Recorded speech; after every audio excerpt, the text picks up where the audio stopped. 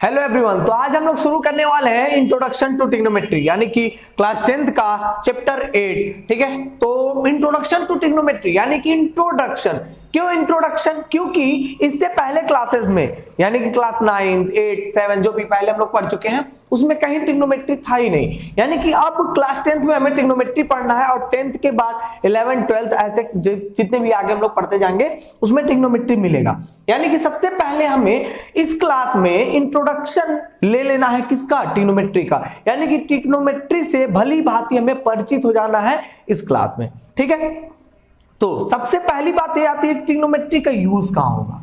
Trigonometry का use कहां होगा? तो ट्रिग्नोमेट्री का यूज बेसिकली हमें एंगल फाइंड आउट करने में करना है। यानी कि अगर कोई ट्रायंगल है उसका एंगल फाइंड आउट करना है तो उसका यूज करेंगे हम किसका? ट्रिग्नोमेट्री का।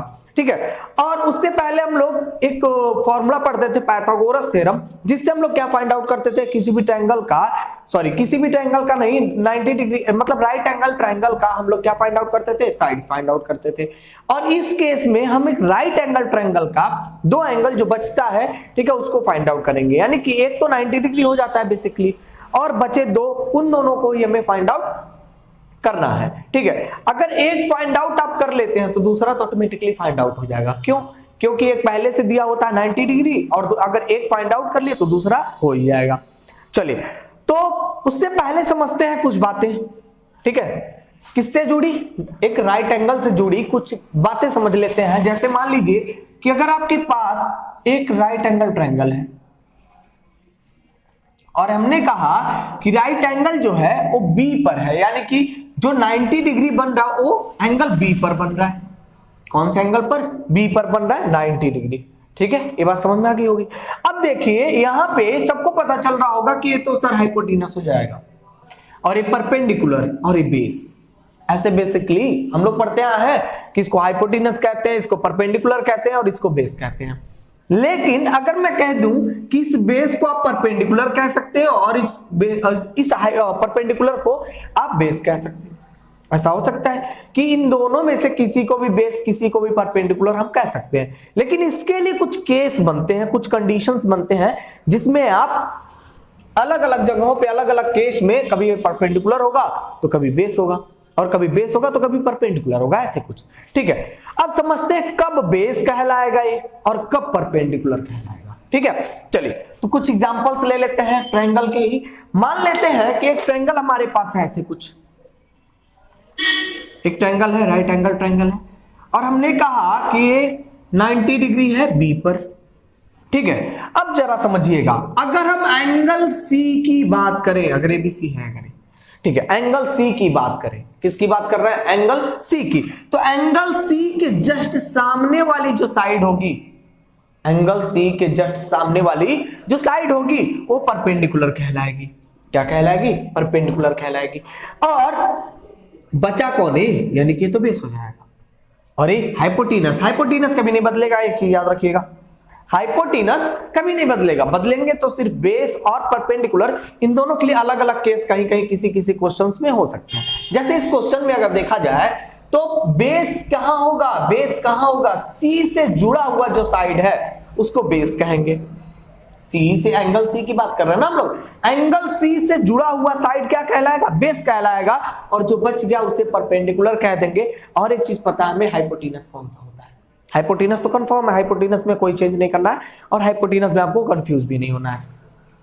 अगर यही बात उल्टी कर दी जाए मतलब अगर ए पे कर दे सॉरी, अगर एंगल ए की बात की जाए तो एंगल ए कहां है? यहां है, यानी कि इसके जस्ट सामने वाली जो साइड होगी अब वो क्या कहलाएगी? परपेंडिकुलर।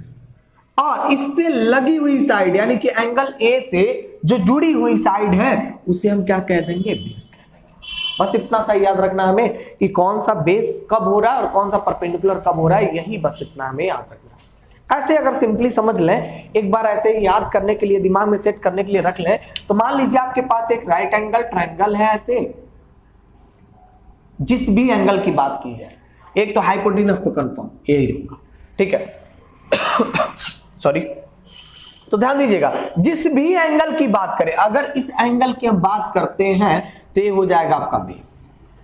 ठीक है। अगर इस एंगल की आप बात कर रहे हैं तो कौन बेस होगा, ए बेस हो जाएगा। बचा कौन है, ये तो परपेंडिकुलर हो गया, ठीक है।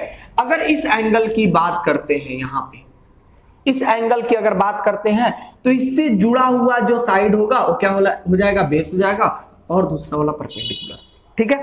सिंपल है पहचानना। अब हमको लगता है पहचान लेंगे आप आसानी से, ठीक है। और फिर भी ना पहचान पाए प्लीज हमें कमेंट करके जरूर बताएं, और भी आसान तरीके से समझाने की कोशिश करेंगे। वैसे इससे आसान तरीका आपको बहुत ज्यादा तो नहीं मिलेगा, क्योंकि मुझे लगता है कि ये सबसे आसान तरीका है समझने का, कि जिससे भी जो साइड लगा, जिस भी एंगल से जो साइड चिपका हुआ है, लगा हुआ है, ठीक है, उसको आप बेस कह लीजिए और उसके जस्ट सामने वाले को परपेंडिकुलर कह लीजिए, जो भी एंगल हो, ठीक है। चलिए अब आगे चलते हैं कुछ क्वेश्चंस की तरफ। क्वेश्चन सॉल्व करने से पहले हम सबसे पहले जान ले ट्रिग्नोमेट्रिक रेशियोज के बारे में। बेसिकली तो 3 ही होते हैं ट्रिग्नोमेट्रिक रेशियोज, ठीक है, लेकिन 3 उनके इनवर्स होते हैं, यानी कि 3 होते हैं हमारे पास ट्रिग्नोमेट्रिक रेशियोज, ठीक है, और उसके 3 इनवर्स यानी कि टोटल हो जाते हैं 6 ट्रिग्नोमेट्रिक रेशियोज, ठीक है। तो याद रखिएगा टी रेशियोज यानी कि ट्रिग्नोमेट्रिक रेशियोज, ठीक है, कौन कौन से होते हैं, एक होता है साइन थीटा, और एक होता है कॉस थीटा, एक होता है टैन थीटा, और एक होता है, फिर क्या करते हैं इसी का इनवर्स लिखते हैं, इधर लिख दे रहा है ताकि समझ में आए। देखिएगा साइन थीटा का इनवर्स होता है कॉसेक थीटा, कॉसेक थीटा, और कॉस थीटा का होता है सेक थीटा, और टैन थीटा का होता है कॉट थीटा। ये इनके इनवर्स होते हैं, ठीक है। चलिए अब इसके लिए फॉर्मूला क्या मिलता है हमें, और इसके लिए सॉरी, देखिएगा ध्यान दीजिएगा कि अगर आपके पास कोई एक राइट एंगल ट्रायंगल है और एक कोई एंगल थीटा है और एक कोई एंगल 90 डिग्री है, तब के केस में मान लीजिए थीटा है यानी कि बेस होगा और ये परपेंडिकुलर हो जाएगा, फिर ये हाइपोटेनस हो जाएगा, ऐसे कुछ होगा, ठीक है। इस केस में साइन थीटा की वैल्यू क्या आती है, परपेंडिकुलर अपॉन हाइपोटेनस आती है। इस केस में साइन थीटा की वैल्यू परपेंडिकुलर अपॉन हाइपोटेनस, फिर क्या होता है कॉस थीटा यानी कि बेस अपॉन हाइपोटेनस। बिल्कुल ऐसे ही टैन थीटा की अगर बात करें तो क्या मिलता है, perpendicular upon base, perpendicular upon base, ठीक है। कई लोग कई तरीकों से याद करते हैं, जैसे मान लीजिए पाकिस्तान भूखा प्यासा, हिंदुस्तान हरा भरा, कई लोग पढ़ते हैं पंडित बद्री प्रसाद हर हर बोले, ठीक है। ऐसे ऐसे कई लोग मतलब अपने अपने तरीके से याद करते हैं इसको, तो आप भी अपने तरीके से जैसे याद करता है वैसे याद रख सकते हैं, ठीक है। अब जरा ध्यान दीजिएगा, अगर हम इसका इनवर्स लिखते हैं, इसका इनवर्स मतलब इसका उल्टा, तो उल्टा का मतलब क्या करना है, एच ऊपर चला गया पी नीचे आ गया, यहां पे क्या हो जाएगा, एच ऊपर चला जाएगा बी नीचे आ जाएगा, यहां पे बी ऊपर चला जाएगा पी नीचे आ जाएगा। तो एक कुछ इस प्रकार से आपको मिल जाएंगे ट्रिग्नोमेट्रिक रेशियोज के कुछ फॉर्मूले, जो एक राइट एंगल ट्रायंगल से कुछ इस प्रकार से रिलेशन रखते हैं, ठीक है। यानी कि ये पूरे के पूरे रेशियोज एक राइट एंगल ट्रायंगल से कुछ इस प्रकार से रिलेट होते हैं, ठीक है। समझ में आई गई होगी बात, है बहुत सिंपल सा था। अब ये आपको याद रखना है कि ट्रिग्नोमेट्रिक रेशियोज कितने मिलेंगे, 6, और 6 में से कौन कौन से किसके किसके इनवर्स हैं ये भी आपको बहुत ही अच्छे से याद रखना है। मतलब है कि sine theta is equal to क्या होगा, sine theta is equal to perpendicular upon hypotenuse होगा, और उसका इनवर्स कौन होता है, कॉसेक थीटा, और कॉसेक थीटा की वैल्यू तब क्या हो जाएगी, हाइपोटेनस अपॉन परपेंडिकुलर। बिल्कुल ऐसे ही आपको इन तीनों को याद रखना है, और तीनों के लिए अलग अलग कंडीशंस याद रखने हैं, ठीक है। चलिए अब आते हैं, इनको याद रखिएगा बिल्कुल, मैं यहाँ पे किनारे लिख देता हूं ताकि क्वेश्चंस को करने में ये आपको आपका हेल्प कर सके, ठीक है। ये हो जाएगा sec theta is equal to H upon B, ये हो जाएगा cot theta is equal to B upon P, ठीक है। चलिए अब आते हैं क्वेश्चंस की तरफ, ठीक है। कुछ क्वेश्चंस करते हैं। एक्सरसाइज 8.1 एनसीईआरटी से हम लोग कर रहे हैं, तो एनसीईआरटी कवर कर रहे हैं तो एनसीईआरटी से ही चलेंगे। देखिएगा ध्यान दीजिएगा, पहला क्वेश्चन आपको यहाँ पे ऊपर दिख रहा होगा। चलिए, in triangle ABC right angle at B, यानी कि क्या है आपके पास, एक ट्रायंगल है एबीसी, एक ट्रायंगल क्या है आपके पास, एबीसी है, ए बी सी है, राइट एंगल ट्रायंगल है, बी और सी, एबीसी है, और क्वेश्चन में कह रखा है सिंपल सा कि राइट एंगल एट बी, यानी कि समकोण है कहां पे, बी पर समकोण है, ठीक है। और दे रखा है A B is equal to 24, यानी कि ए बी की value 24, and B C is equal to 7, B C is equal to 7। कह रहा है डिटरमाइन करने के लिए कह रहा है, पहला क्वेश्चन आपको दे रखा है क्या आपको डिटरमाइन करके बताना है साइन ए कॉस ए। ठीक है, सेकंड क्वेश्चन क्या कह रहा है बाबू, सेकंड क्वेश्चन कह रहा है साइन सी कॉस सी। ये हो गया आपके क्वेश्चन। ठीक है, चलिए अब जरा समझिएगा इन क्वेश्चंस को सॉल्व करने से पहले देख लें कि हमें रिक्वायरमेंट किस किस चीज की है। अगर मान लीजिए साइन ए आप निकालते हैं तो साइन ए निकालने के लिए रिक्वायरमेंट क्या होगी, परपेंडिकुलर और हाइपोटेनस की। कॉस ए के लिए बेस अपॉन हाइपोटेनस की, यानी कि हमें क्या चाहिए होगा, तीनों चाहिए होंगे, परपेंडिकुलर, बेस, हाइपोटेनस, तीनों की तीनों हमें चाहिए होंगे। ठीक है, यहां पे आप देख पा रहे हैं कि अगर परपेंडिकुलर और बेस की बात करें तो दोनों है, लेकिन हाइपोटेनस नहीं है भाई। क्या नहीं है, हाइपोटेनस। अब हमने पहले क्लासेस में पढ़ रखे हैं, क्लास 8th में, 7th में, ठीक है, फिर 9th में भी पढ़े होंगे पाइथागोरस थ्योरम। कौन सा थ्योरम, पाइथागोरस थ्योरम। यानी कि अब हम पाइथागोरस थ्योरम अप्लाई करेंगे बाय अप्लाइंग पाइथागोरस थ्योरम, यानी कि by Pythagoras theorem. Pythagoras theorem, Pythagoras theorem क्या होता था, hypotenuse square is equal to perpendicular square plus base square. ये होता था पाइथागोरस थ्योरम। हमें निकालना क्या भाई, हाइपोटेनस, तो हाइपोटेनस को इधर ही छोड़ देते हैं और इस स्क्वायर को जब आप हटाएंगे तो आपको पता होगा कि इस साइड रूट लग जाता है, यानी कि परपेंडिकुलर स्क्वायर बेस स्क्वायर। ठीक है, अब परपेंडिकुलर की वैल्यू क्या है, यहां पे कुछ डिफाइन नहीं करना हमें कि कौन परपेंडिकुलर होगा कौन बेस होगा, इस कुछ में मतलब पाइथागोरस जब भी अप्लाई करेंगे तो ऐसा नहीं याद रखेंगे इसमें बेस तो ऐसे होना चाहिए, परपेंडिकुलर ऐसे, कुछ नहीं। जो चीजें यहाँ पे दी हुई है, चाहे आप उसको बेस कंसीडर करके रखो, चाहे परपेंडिकुलर कंसीडर करके रखो, आप जैसे चाहो वैसे रख सकते हो इसमें। ठीक है, तो ध्यान दीजिए, इसमें परपेंडिकुलर को मैं कंसीडर कर रहा हूं 24 और बेस को मैं 7 कंसीडर कर रहा हूं। ठीक है, चलिए अब देखिएगा यहां पे मिलेगा क्या आपको, 5 7 6 इसका स्क्वायर, और 7 का स्क्वायर कितना होगा 49। ठीक है, अगर इसको इस साइड लिख दिया जाए, देखिएगा इनको ऐड कीजिए, कितना मिलेंगे 6 2 5, और यहां रूट निकाल लिया जाए तो 25, यानी कि h की वैल्यू कितनी मिल गई 25, यानी कि हाइपोटेनस हमारा हो गया 25। बिल्कुल सिंपल सा था, बिल्कुल सिंपल सा, यानी कि अभी कुछ किए ही नहीं हम लोग, बस क्या फाइंड आउट किए, हाइपोटेनस फाइंड आउट किए। और हाइपोटेनस कैसे फाइंड आउट करते हैं, राइट एंगल ट्रायंगल में हमें पता है भाई पाइथागोरस थ्योरम, यानी पाइथागोरस थ्योरम अगर याद है तो आप हाइपोटेनस या फिर परपेंडिकुलर या फिर बेस, तीनों में से तीनों को निकाल सकते हैं अगर कोई दो हमें पता हो तो। ठीक है, ये चीजें हमें मिल गई। अब देखिएगा जरा ध्यान से, अब तो क्वेश्चन तो हमारे पास ये था, क्वेश्चन तो ये है, ये हमें क्या मिला, अभी तो सब कुछ उसके सारे साइड्स मिल गए हमें। ठीक है, चलिए अब आते हैं क्वेश्चन पे, क्वेश्चन सॉल्व कैसे करेंगे जरा ध्यान दीजिएगा।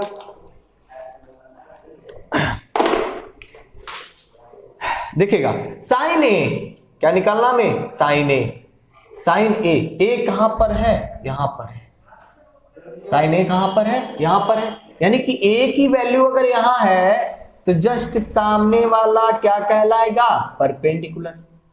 क्या कहलाएगा, परपेंडिकुलर, यानी कि परपेंडिकुलर की वैल्यू क्या हो जाएगी 7, परपेंडिकुलर की वैल्यू 7, और हाइपोटेनस की वैल्यू, सॉरी हाइपोटेनस की वैल्यू तो वही रहती है ना, पता होगा आपको 25 ही रहेगा, हाइपोटेनस की वैल्यू क्या 25, और इससे लगी हुई साइड कौन सी है 24 वाली, यानी कि ये हो जाएगा आपका बेस। ठीक है, चलिए अब लिखना क्या हमें, परपेंडिकुलर, तो परपेंडिकुलर यहां पे कितना मिला हमें 7, और हाइपोटेनस कितना है 25। ये हो गया पहला आंसर हमारा। फिर क्या कहा, कॉस ए निकालिए, तो क्या हो जाएगा बेस अपॉन हाइपोटेनस। अब जरा ध्यान दीजिएगा, बेस कौन है भाई 24, तो हो जाएगा 24 अपॉन 25, दूसरा आंसर।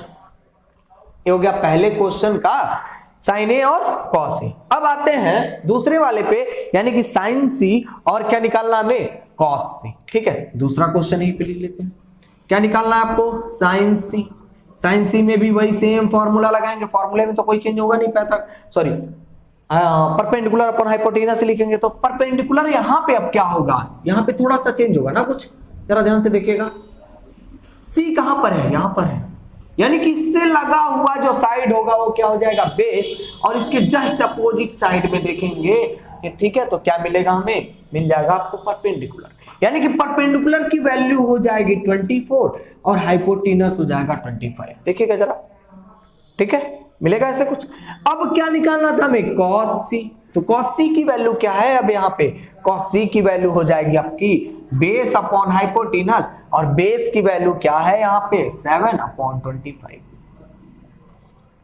इस क्वेश्चन को पूरा सॉल्व करने के बाद आपको ये महसूस हो गया होगा कि अगर आपको एंगल पहचानने आ रहा है और एंगल के अकॉर्डिंग कौन सा कब बेस और कौन सा कब परपेंडिकुलर होगा, अगर ये पहचानने अगर आपको आ रहा है तो सिंपल सा क्वेश्चन है, आप सिंपली इसको सॉल्व कर सकते हैं बिना मतलब किसी भी टेंशन के। ठीक है, समझ में आ गया होगा। यानी कि ये अगर इस क्वेश्चन को बिल्कुल आपको मतलब ये जो क्वेश्चन है बिल्कुल आपको समझ में आ गया होगा ना, तो आगे के जितने भी क्वेश्चन है सबके सब समझ में आ जाएंगे, सबके सब, क्योंकि बहुत ही सिंपल है। कुछ नहीं करना, हमें तीनों साइड्स को निकाल लेने हैं, यानी कि परपेंडिकुलर, बेस, हाइपोटेनस, तीनों को निकाल लेना है। तीनों को निकालने के बाद जो भी हमें रिक्वायरमेंट होगी उसकी यूज कर लेंगे। ठीक है, समझ में आ गया, बहुत सिंपल है। ठीक है, चलिए अगले क्वेश्चन की तरफ बढ़ते हैं, इसको मिटा लेते हैं। चलिए अगले क्वेश्चन पे चलें। अगला क्वेश्चन क्या कह रहा है, इन फिगर 8.13, ठीक है, यानी कि ये आपका फिगर है, फिगर क्वेश्चन में दिया हुआ है। ठीक है, कह रहा है find tan p minus cot r। tan p क्या फाइंड आउट करना, में फाइंड करना है tan p minus cot r, ये फाइंड आउट करना है। यानी कि अगर tan p की वैल्यू निकल जाए, cot r की वैल्यू निकल जाए और दोनों को सब्ट्रैक्ट कर दे तो हमारा आंसर हो जाएगा। ठीक है, अब tan p यानी कि tan निकालने के लिए हमें क्या क्या की मतलब क्या की चीजें हमें चाहिए होंगी, यानी कि परपेंडिकुलर और बेस चाहिए होगा। देखिएगा जरा, tan के लिए फॉर्मूला क्या है, परपेंडिकुलर अपॉन बेस, और हमें चाहिए क्या, परपेंडिकुलर चाहिए और बेस चाहिए। ठीक है, सिंपल सा है कि पहले परपेंडिकुलर और बेस निकाल लें तब आगे बढ़े। ठीक है, चलिए तो यहां पे हम देख पा रहे हैं कि अगर किसी की भी बात कर ले, अगर P की बात करें तब भी परपेंडिकुलर हमें नहीं मिल रहा है। यहाँ कैसे, देख लीजिए, इसके सामने कौन परपेंडिकुलर है, ए है QR, ठीक है, तब भी नहीं मिल रहा है। अगर R की बात करें तो R के पास बेस नहीं है, यानी कि सबसे पहले हमें फाइंड आउट करना पड़ेगा बेस, और बेस कैसे निकलेगा, bye Pythagoras theorem, by Pythagoras theorem.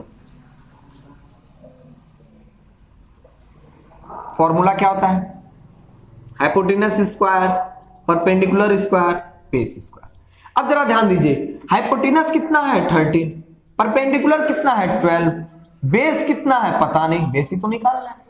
ठीक है, यहां पे कितना हो जाएगा 169 और ये हो जाएगा 144 प्लस बी स्क्वायर, यानी कि 169 अगर इसको आप इधर लेके आते हैं तो हो जाएगा 44 is equal to B square. Subtract कर ले तो मिल जाएगा 25 is equal to B square, यानी कि b की वैल्यू अगर निकाला जाए तो मिल जाएगा 5। कैसे, इस स्क्वायर को आप इधर ले आएंगे तो हो जाएगा √25 और √25 की वैल्यू 5 हो जाएगी, यानी कि मिल गया हमें कितना 5। ठीक है, अब क्या निकालना था हमें, tan p पहले निकाल लें, तो tan p is equal to हो जाएगा p अपॉन b। अब जरा ध्यान दीजिएगा, p कहां है, यहां है, और P के जस्ट सामने वाली वैल्यू क्या हो जाएगी, परपेंडिकुलर, यानी कि परपेंडिकुलर हो जाएगा 5। ठीक है, और इससे लगी हुई साइड बेस तो हो जाएगा 12। ठीक है, बिल्कुल ऐसे ही cot r निकाल लीजिए, cot r क्या हो जाएगा, बेस अपॉन परपेंडिकुलर। ठीक है, अब जरा ध्यान दीजिएगा कि cot r की वैल्यू कहां है, यहां है। ठीक है, इससे इसके जस्ट सामने वाली वैल्यू क्या कहलाएगी, परपेंडिकुलर, इससे लगी हुई साइड बेस, तो ये हो जाएगा आपके पास tan p is equal to 5/12 और cot r इज इक्वल टू b हो जाएगा 5/12। यानी कि अगर इन दोनों का वैल्यू निकाला जाए, कैसे, जैसे क्वेश्चन में पूछा हुआ है, ठीक है, तो tan p की वैल्यू 5/12 और cot r माइनस कर दें उसमें से तो 5/12, दोनों सब्ट्रैक्ट हो करके कितने मिल जाएंगे, 0, ये हो जाएगा आपका आंसर। ठीक है, चलिए नोट कर लीजिए, फिर आगे चलते हैं। चलिए अगले क्वेश्चन की तरफ बढ़ते हैं। अगला क्वेश्चन क्या कह रहा है, if sin a is equal to 3/4 calculate cos a and tan a।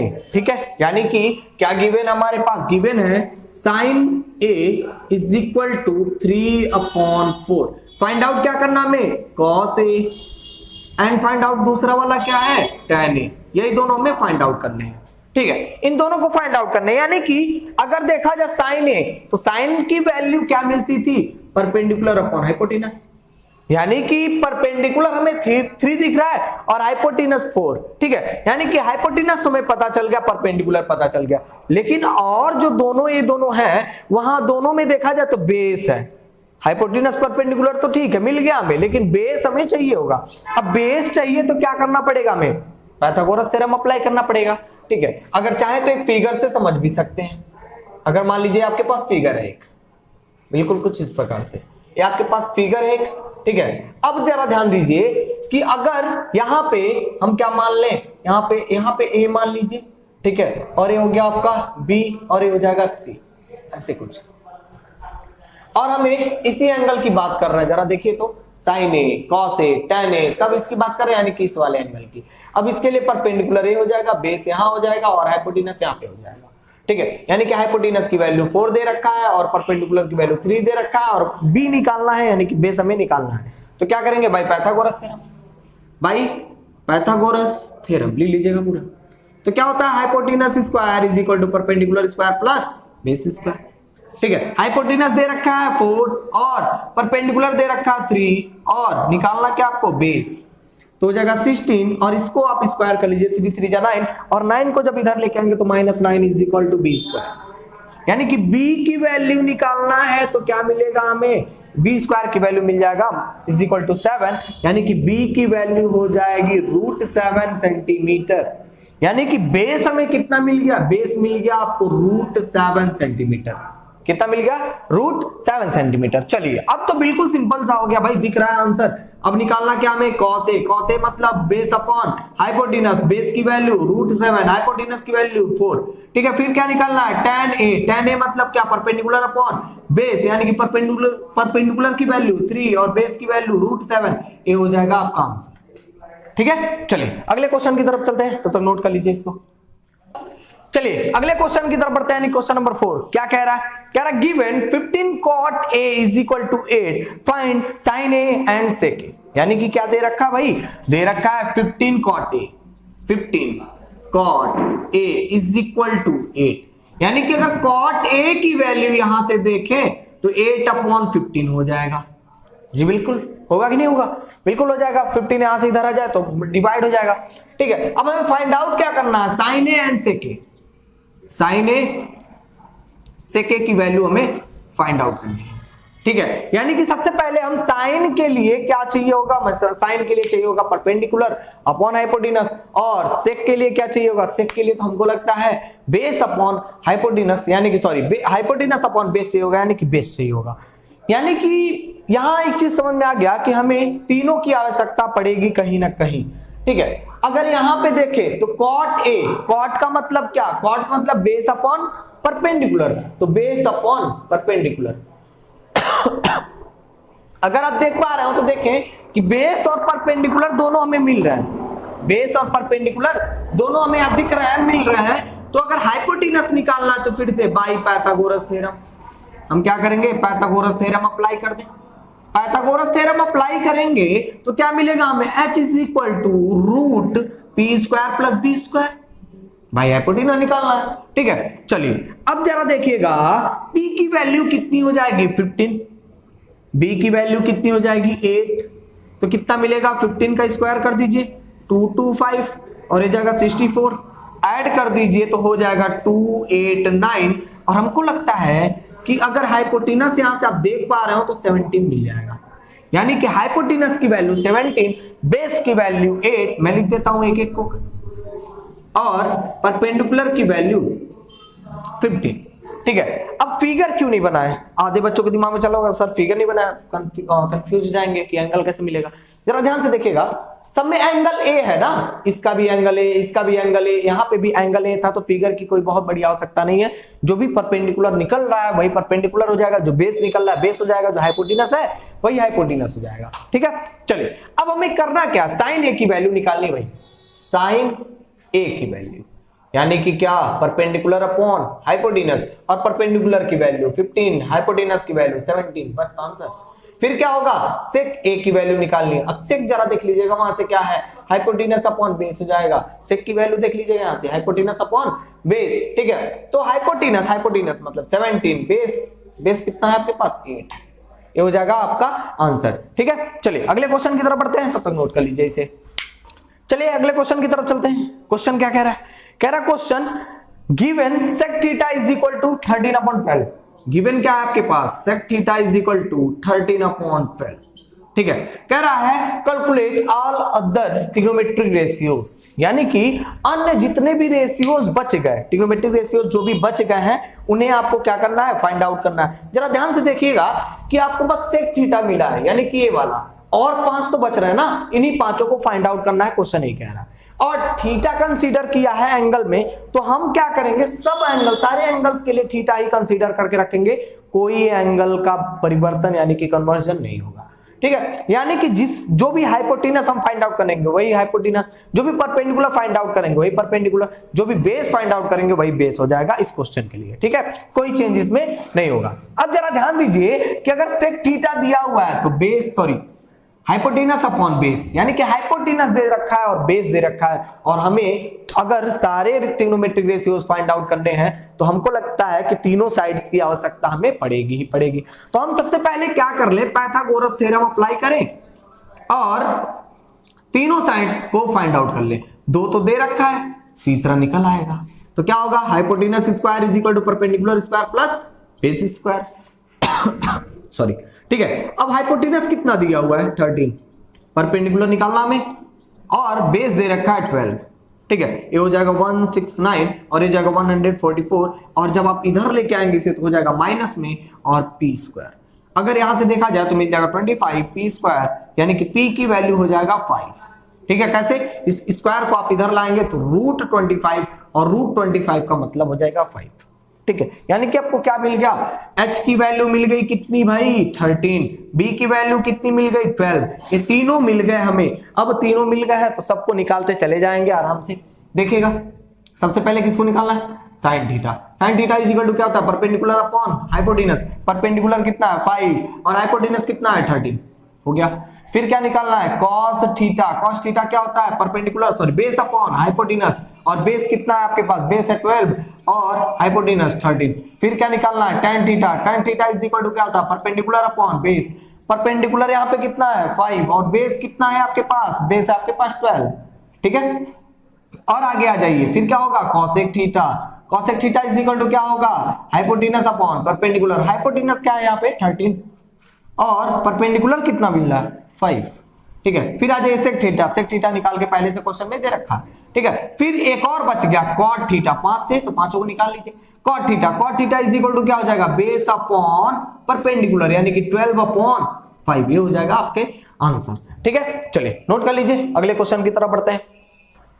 चलिए अगले क्वेश्चन की तरफ बढ़ते हैं। अगला क्वेश्चन क्या कह रहा है? अगला क्वेश्चन कह रहा है if angle A and angle B are acute angles such that cos A is equal to cos B, such that cos A is equal to cos B, then so that angle A is equal to angle B। यानी कि मान लेते हैं angle A and angle B जो है acute angle है, यानी न्यून कोण है। एक्यूट एंगल होने का मतलब है कि 0 डिग्री से एबव और 90 से बिलो, यानी कि 0 से ज्यादा हो और 90 से कम हो, उसी को एक्यूट एंगल कहते हैं।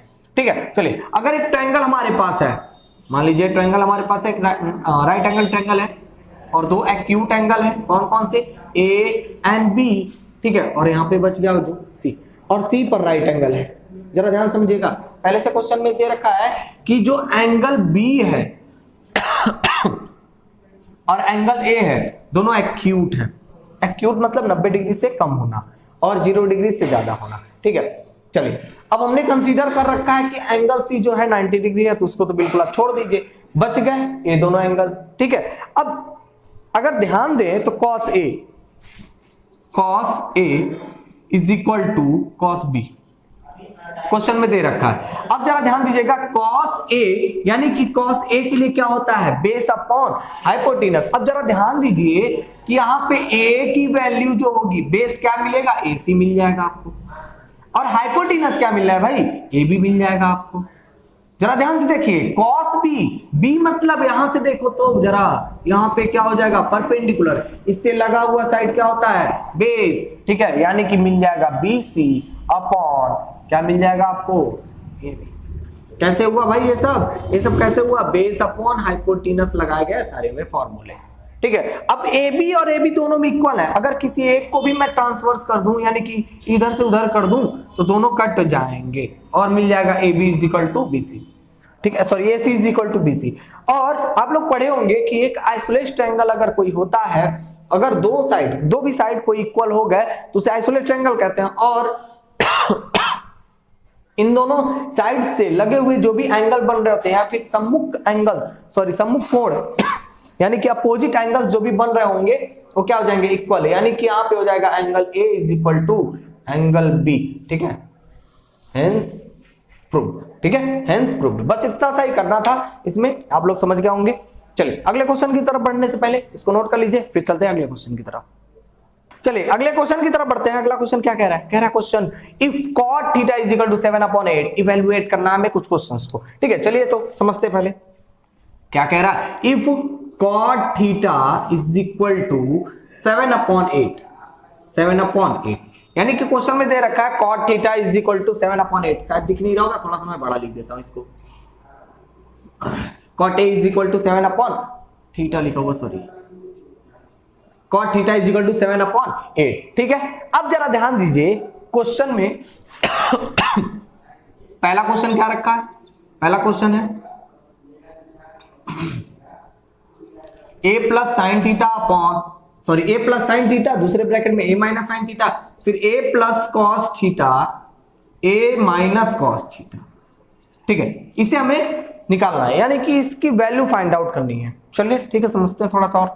अब जरा ध्यान दीजिएगा, अगर साइन कहीं भी है तो हमें क्या चाहिए होगा, परपेंडिकुलर और हाइपोटेनस, और कॉस जहां पे है बेस और हाइपोटेनस चाहिए होगा, ठीक है। यानी कि इन दोनों के लिए हमें सबसे पहले तीनों चाहिए होंगे, यानी कि हाइपोटेनस का भी यूज हो रहा है, परपेंडिकुलर का भी यूज हो रहा है और बेस का भी यूज हो ही रहा है यहाँ पे, ठीक है। चलिए अब जरा समझते हैं, यहां पे देखा जाए तो cot theta is equal to क्या होता है, b अपॉन p, यानी कि हमें परपेंडिकुलर और बेस तो यहां पे दिख रहे हैं लेकिन हाइपोटेनस नहीं है, तो हाइपोटेनस के लिए क्या कर दे, बाई पाइथागोरस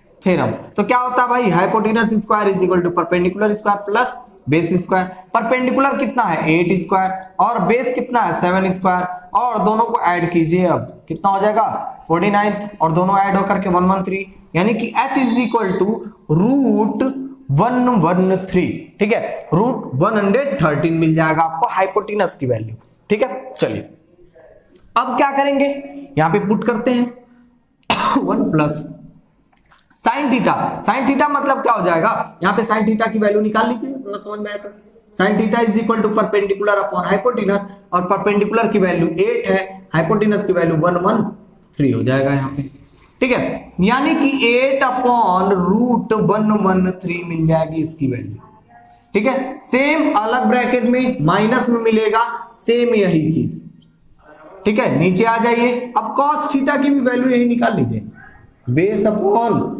हाइपोटेनस, और बेस की वैल्यू क्या है 7 और हाइपोटेनस की वैल्यू 113, ठीक है, यानी कि 1 प्लस 7 अपॉन रूट 113, और यहां पे क्या मिल जाएगा -1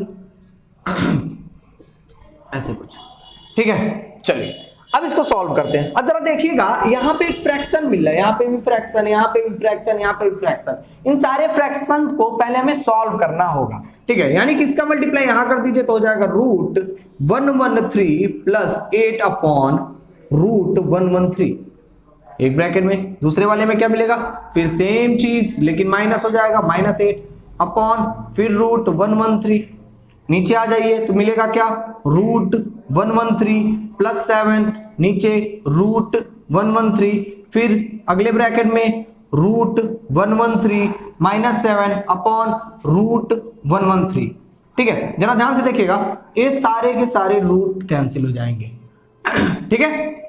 चलिए तो इधर मिटा देते हैं, शायद उधर दिखे ना, सॉरी, ध्यान दीजिएगा,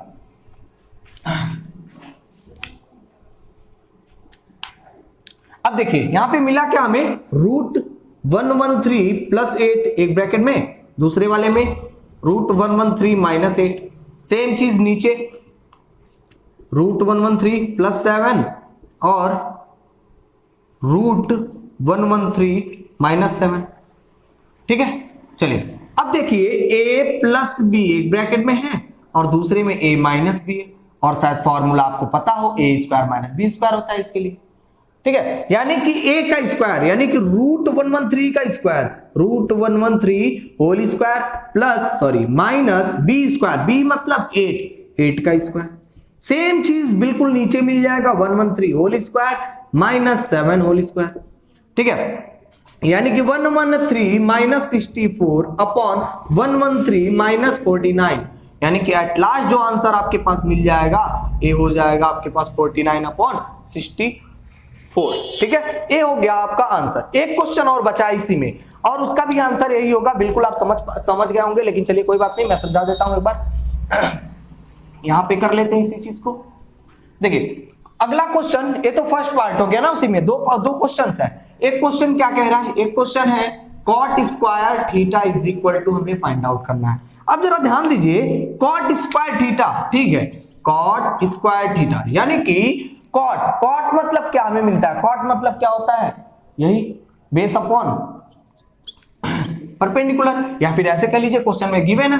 ठीक है, तो इसी का स्क्वायर कर देना, इसी का स्क्वायर कर देना, यानी कि 7/8 का स्क्वायर कर दीजिए तो हो जाएगा 49/64, ये हो जाएगा आपका आंसर। ठीक है, तो ये हो गया आपके दोनों क्वेश्चन नंबर 7 के। ठीक है, तो अगले क्वेश्चन की तरफ बढ़ने से पहले अगर समझ में आया हो तो नोट कर लीजिए, और ना समझ में आया तो फिर से एक बार रिवाइंड करके देख सकते हैं।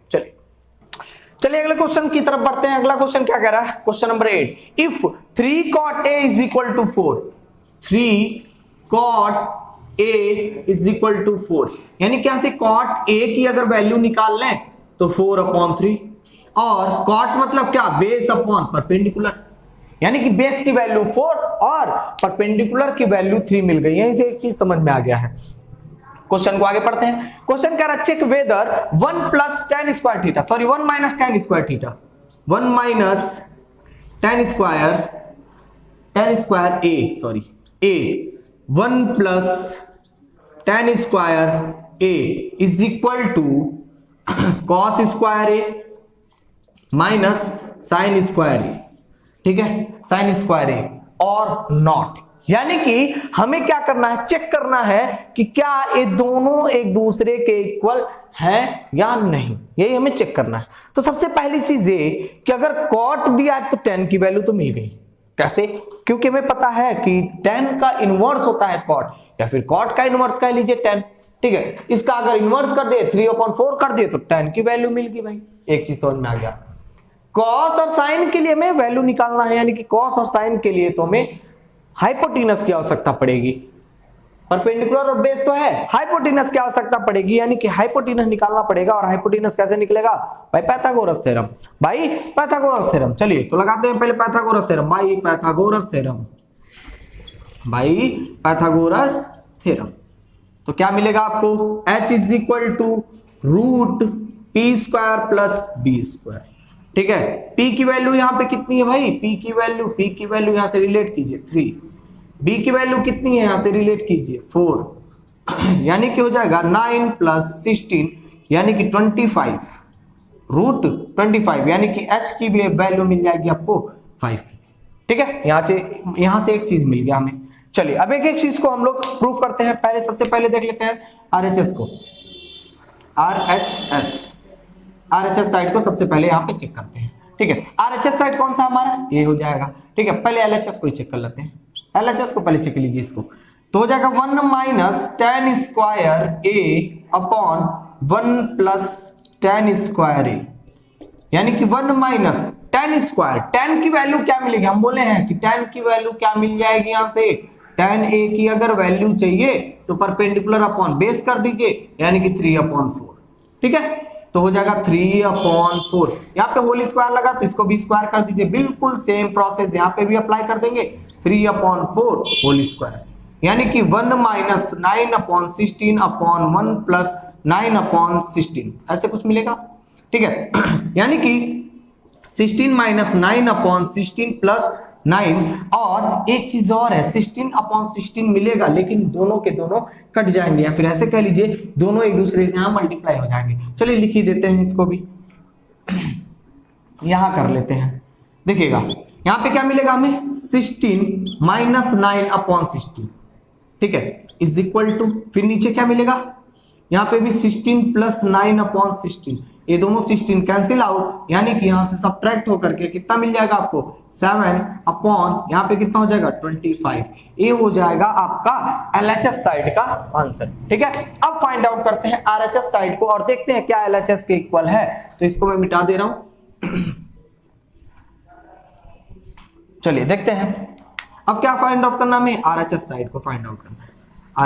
आरएचएस में क्या है, cos square A minus sin square ए, ठीक है। उससे पहले एक काम करते हैं, साइन की वैल्यू कॉस की वैल्यू निकाल लेते हैं। तो cos A is equal to base upon hypotenuse, base की वैल्यू 4, हाइपोटेनस की वैल्यू कितनी आई थी 5, हाइपोटेनस की वैल्यू कितनी आई थी 5 आई थी। अब चलिए साइन ए की बात कर ले भाई, साइन ए में क्या हो जाएगा, परपेंडिकुलर अपॉन हाइपोटेनस, परपेंडिकुलर यहाँ पे कितना है आपके पास 3 और अपॉन हो जाएगा यहाँ पे 5, यानी कि अब हमें फाइंड आउट करना क्या था, cos square A minus sin square A is equal to कितना होगा, यही हमें फाइंड आउट करना है। अगर a कितना हो गया 7/25 हो गया, यानी कि दोनों आपस में इक्वल है, और अगर नहीं तो not equal to this one, ठीक है। चलिए तो यहां पे देखिएगा cos स्क्वायर ए यानी कि cos का स्क्वायर माइनस साइन का स्क्वायर, ठीक है। यहां पे कितना मिलेगा आपको, ध्यान दीजिएगा, यहां पे कितना मिल जाएगा 16/25, 9/25, यानी कि 25 दोनों में है तो मैं 25 को इधर कॉमन कर रहा हूं, 16 माइनस 9 यानी कि मिल जाएगा 7/25, यानी कि दोनों यहां से देख पा रहे हैं हम कि दोनों के दोनों एक दूसरे के इक्वल हैं, यानी कि both of this are equal to each other, ठीक है, यानी कि कंडीशन सही है, ठीक है। चलिए नोट कर लीजिए, फिर अगले क्वेश्चन की तरफ बढ़ते हैं, क्वेश्चन नंबर 9 की तरफ। चलिए अगले क्वेश्चन की तरफ चलते हैं, क्वेश्चन नंबर 9। क्वेश्चन नंबर 9 क्या कह रहा है, in triangle ABC right angle at B, यानी कि एक ट्रायंगल एबीसी है जिसमें राइट एंगल कहां पे है, बी पर है। चलिए तो फिगर बनाते हैं, सबसे पहले फिगर ए हमारा हो जाएगा, राइट एंगल कहां दिखाना है, बी पर, यानी कि मान लेते हैं ए है, बी है और ए सी है और राइट एंगल कुछ यहां पे है, ठीक है। कह रहा है in triangle ABC right angle at B if tan A is equal to tan A is equal to 1/√3, ये गिवन है हमें, ये क्या है गिवन है हमें, कह रहा फाइंड द वैल्यू ऑफ, यानी कि सबसे पहले वैल्यू फाइंड आउट करनी है हमें, sin A cos C plus cos A sin C, इसकी वैल्यू फाइंड आउट करनी है। एक और क्वेश्चन इसी में है, चलिए उसको भी नोट ही कर देते हैं। क्वेश्चन क्या है, cos A cos C minus sin A sin C, इन दोनों वैल्यू, इन दोनों के ही वैल्यू को फाइंड आउट करना, शायद ये विजिबल नहीं होगा तो मैं फिर से लिख दे रहा हूं, cos A cos C minus sin A sin C, ठीक है। चलिए अगले अब क्वेश्चन की तरफ बढ़ते हैं, देखिए जरा ध्यान से, यहां पे क्या मिला होगा हमें, परपेंडिकुलर अपॉन बेस, यानी कि परपेंडिकुलर की वैल्यू 1, ठीक है, और a है ना, तो a के जस्ट सामने वाली वैल्यू परपेंडिकुलर कहलाएगी, ए के जस्ट सामने वाली साइड क्या कहलाएगी, परपेंडिकुलर, और बेस कौन हो जाएगा, फिर यहां पे हो जाएगा बेस में √3, ठीक है। चलिए अब पाइथागोरस थ्योरम अप्लाई करते हैं और निकालते हैं हाइपोटेनस, क्योंकि साइन और कॉस आ गए, यानी कि हाइपोटेनस की हमें आवश्यकता पड़ेगी ही पड़ेगी। चलिए क्या करेंगे, सबसे पहले by Pythagoras theorem, by Pythagoras theorem, तो क्या होता है, h is equal to √b² plus p² plus b², p की वैल्यू मान लेते हैं √3 है, b की वैल्यू मान लेते हैं 1 है, और यहाँ पे हो जाएगा 3 + 1 रूट में, यानी कि √4, यानी कि h की वैल्यू मिल जाएगी आपको 2, ठीक है, h की वैल्यू क्या मिल जाएगी 2 मिल जाएगी, ठीक है। चलिए आगे चलते हैं, अब एक एक वैल्यू को निकाल लेते हैं और फिर पुट कर देते हैं। साइन ए की वैल्यू निकालिए सबसे पहले, तो sin A is equal to क्या हो जाएगा आपके पास, परपेंडिकुलर अपॉन हाइपोटेनस। अब जरा ध्यान से देखिएगा परपेंडिकुलर कहां है, साइन ए के लिए परपेंडिकुलर 1 और हाइपोटेनस अभी भी निकाल ले हैं 2, ठीक है, अब आ जाइए cos c पर, या फिर एक काम करते हैं cos a भी निकाल लेते हैं इसी वक्त। cos a के लिए क्या हो जाएगा, बेस अपॉन हाइपोटेनस, और बेस यहाँ पे क्या हो जाएगा √3 और हाइपोटेनस मिल जाएगा आपको 2। ठीक है, ये हो गया। चलिए एक काम करते हैं इधर ही निकाल लेते हैं इसको भी अब। ठीक है, अब निकालना क्या हमें साइन सी मतलब परपेंडिकुलर अपॉन हाइपोटेनस।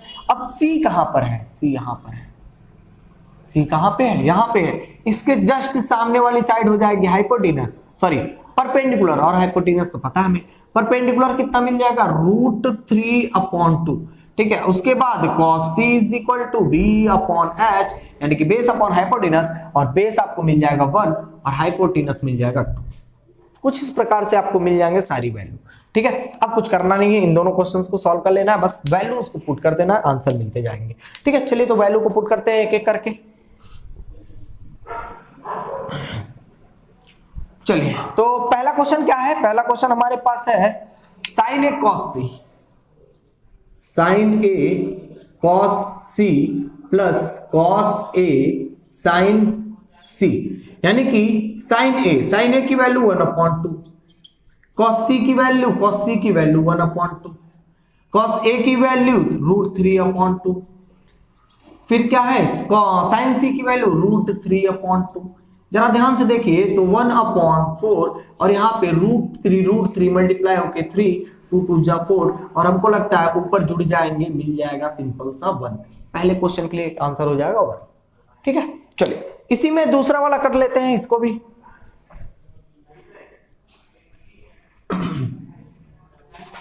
चलिए ये भी बिल्कुल सिंपल सा है, चाहे तो आप पुट करके देख सकते हैं। तो हो जाएगा आपके पास cos a minus sin a sin c। ठीक है, cos a की वैल्यू क्या है आपके पास √3/2, cos c की वैल्यू क्या है 1/2, माइनस sin a की वैल्यू क्या है 1/2, cos c की वैल्यू क्या है √3/2। और वैसे ही दिख रहा है हमें कि ये दोनों जीरो हो जाएंगे, क्योंकि ये दोनों ही वैल्यू सेम दिख रहे हैं। इसका आंसर कितना हो जाएगा, 0 आ जाएगा। चलिए तो नोट कर लीजिए, इसके बाद पहुंचते हैं अगले क्वेश्चन पर, क्वेश्चन नंबर 10। चलिए तो अगले क्वेश्चन की तरफ बढ़ते हैं। अगला क्वेश्चन क्या कह रहा है, इन ट्रायंगल PQR, यानी कि ट्रायंगल है PQR, right angle at Q, यानी कि Q पर राइट एंगल है। ठीक है, तो सबसे पहले फिगर बना लेते हैं, फिर आगे बात करते रहेंगे। चलिए तो फिगर बनाते हैं। आपके पास एक PQR ट्रायंगल है, ये हो गया PQR ट्रायंगल, जिसमें Q पर राइट एंगल है, ये हो जाएगा P, ये हो जाएगा R। ठीक है, फिर और क्या गिवन है हमें, गिवन है PR प्लस QR = 25। ठीक है, यानी कि अगर यहां से QR की वैल्यू निकालें तो 25 माइनस PR होगा। अगर QR की वैल्यू निकालें तो कितना हो जाएगा 25 माइनस PR, इसको इक्वेशन फर्स्ट कह लेते हैं। ठीक है, अब जरा ध्यान दीजिएगा, आपको दे रखा है कि PQ = 5 है, PQ = यानी कि इसकी वैल्यू 5 दे रखा है, इसकी वैल्यू हम लोग निकाल लिए। अब इसकी वैल्यू हमें फाइंड आउट करनी है। ठीक है, कह रहा है डिटरमाइन द वैल्यूज ऑफ, किसकी वैल्यू निकालनी है, क्वेश्चन में ले लेते हैं। निकालना है sin P की वैल्यू, आप निकालिएगा, cos P की वैल्यू ए भी आप निकालेंगे, फिर क्या निकालना था tan P की वैल्यू ए भी आप ही निकालेंगे। यानी कि इन तीनों क्वेश्चंस को आप सॉल्व करेंगे, बस हम इसमें सारे साइड्स को निकाल के बता देंगे कि कौन से साइड कहां पे हैं और कितने हैं। ठीक है, यानी कि पूरे क्वेश्चंस को आपको ही सॉल्व करना है, बस हम इसमें क्या बताएंगे, साइड्स को बता देंगे। अब बचा क्वेश्चन नंबर 11। क्वेश्चन नंबर 11 को भी अभी जान लेते हैं। क्वेश्चन नंबर 11 बहुत ज्यादा इंपॉर्टेंट नहीं है, आप चाहें तो होमवर्क के तौर पे उसे कर सकते हैं, और बहुत सिंपल है, होमवर्क रहेगा, कर लीजिएगा सभी लोग। और जिसको ना आए प्लीज हमें कमेंट करके जरूर बताएं, उसके लिए पर्टिकुलर एक और लेक्चर बना करके, एक और वीडियो बना करके अपलोड करके आपको दे दिया जाएगा। ठीक है, चलिए तो इस वीडियो का ये लास्ट क्वेश्चन है, ध्यान से देखिएगा। तो सबसे पहली बात तो ये कि हमें बस PQ पता है और कोई वैल्यू पता नहीं है, तो हम क्या करेंगे, ऐसे कुछ निकाल लेंगे। मान लेते हैं कि QR की साइड मिल गई और PQ की। QR कैसे मिला, 25 माइनस PR, और PQ दे रखा था 5 है, तो हम क्या करेंगे, हाइपोटेनस का फॉर्मूला लगाएंगे और पाइथागोरस थ्योरम से अप्लाई करके निकालेंगे, यानी कि by Pythagoras theorem, by Pythagoras theorem. तो क्या हो जाएगा, hypotenuse square, perpendicular square, base square. ठीक है, हाइपोटेनस आपके पास क्या है, PR स्क्वायर, परपेंडिकुलर क्या है पी क्यू, और पी क्यू की वैल्यू दे रखा है 5। बेस क्या है आपके पास क्यू आर, और क्यू आर की वैल्यू कुछ निकाल के रखे हैं भाई अभी आप। क्यू आर की वैल्यू क्या निकाले थे 25 minus P R whole square.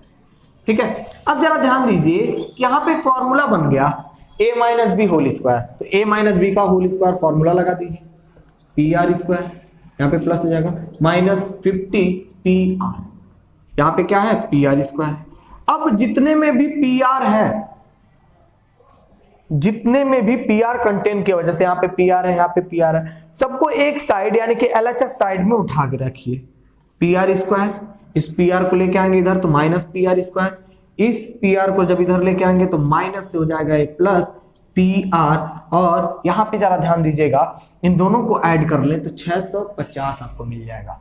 ये दोनों सब्ट्रैक्ट होके कैंसिल आउट, यानी कि पी आर की वैल्यू 650 अपॉन 50, यानी कि पी आर की वैल्यू आपको मिल जाएगी कितनी 13। पी आर की वैल्यू कितनी मिल जाएगी आपको 13 मिल जाएगी। ठीक है, चलिए तो हाइपोटेनस आपको मिल गया यहां से 13 और इसकी वैल्यू 5 थी। ठीक है, अब हमें दिख रहा होगा कि इसकी वैल्यू 12 हो जाएगी। कैसे होगी, I am putting the value of, लिखेंगे on putting the value of P R in equation first, जिसको इक्वेशन फर्स्ट आपने बनाया था यहां पे। ठीक है, यानी कि Q R is equal to 25 minus P R, और पी आर की वैल्यू क्या निकाले 13, यानी कि हो जाएगा क्यू आर की वैल्यू 12। ठीक है, अब जरा ध्यान से देखिएगा, मैं समझा देता हूं आप लोग करके लाइएगा। ठीक है, जरा ध्यान से देखिए, यहां पे sin P, cos P, tan P निकालना है, यानी कि परपेंडिकुलर और बेस यहां पे पहचानना होगा। तो इसके जस्ट सामने वाला क्या कहलाएगा परपेंडिकुलर, और इससे लगा हुआ साइड बेस कहलाएगा, और हाइपोटेनस कंफर्म रहेगा, यानी कि हो गया हाइपोटेनस, ये हो गया परपेंडिकुलर, और ये हो जाएगा आपका बेस। ठीक है, इन क्वेश्चंस को सॉल्व कर लीजिएगा, क्वेश्चन नंबर 11 कर लीजिएगा। इसके बाद अगले लेक्चर में हम लोग पढ़ेंगे एक्सरसाइज 8.2। ठीक है, चलिए तो अभी के लिए इतना ही, थैंक यू।